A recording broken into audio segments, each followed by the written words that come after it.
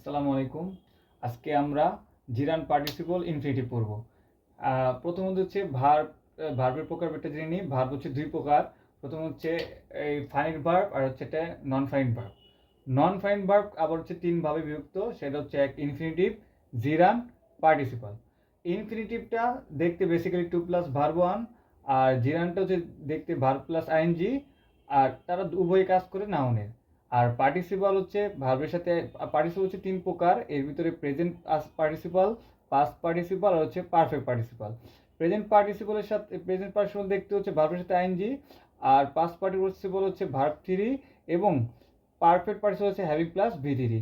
বন্ধুরা এখন হচ্ছে আমরা দেখতে পাচ্ছি জিরান ভার্বের সাথে আইএনজি আসছে, প্রেজেন্ট পার্টিসিপাল ভার্বের সাথে আইএনজি, তবে তাদের দুজনের ফাংশন আলাদা। যেমন জিরান সর্বদা নাউনের কাজ করবে, কিন্তু পার্টিসিপাল হচ্ছে অ্যাডজেক্টিভের কাজ করবে। আমরা যাতে ভুলে না যাই এর জন্য একটা শর্ট টেকনিক আছে। এইখানে জিরান বানানের অ্যান্ড আছে এবং ইনফিনিটিভ বানানে অ্যান আছে, তার মানে তারা উভয় নাউনের কাজ করবে। এবং পার্টিসিপাল বানানে কোনো অ্যান নাই, দেখেন এখানে এ আছে, তার মানে এটা হচ্ছে অ্যাডজেক্টিভের কাজ করবে। আচ্ছা, এখন আমরা উদাহরণের মাধ্যমে জিনিসটা ক্লিয়ার হতে পারি। আচ্ছা, সেন্টেন্সে নাউন আর অ্যাডজেক্টিভের অবস্থানটা আগে জেনে নিই। নাউন সাধারণত সাবজেক্ট হিসেবে বসে, নাউন হচ্ছে অবজেক্ট হিসেবে বসে, আর আর্টিকেলের পরে নাউন বসে, আর অ্যাডজেক্টিভ পরে নাউন বসে।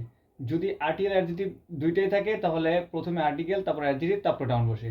এখন যেখানে যেখানে নাউন বসে আমরা ঠিক নাউন যদি আমাদের আইডেন্টিফাই করতে হয় তখন আমরা নাউনের পরিবর্তে জিরান বলতে পারি।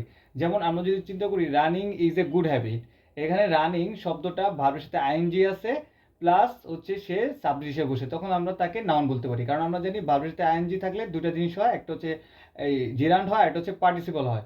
যদি সেটা নাউনের কাজ করে সেটা হয় জিরান, আর যদি সেটা অ্যাডজেক্টিভ কাজ করে সেটা হচ্ছে পার্টিসিপল। এখন আমরা দ্বিতীয় উদাহরণটাতে দেখি, আই সো আর রানিং বয়। এখানে দেখেন, এখানে এ হচ্ছে আর্টিকেল আর বয় হচ্ছে নাউন।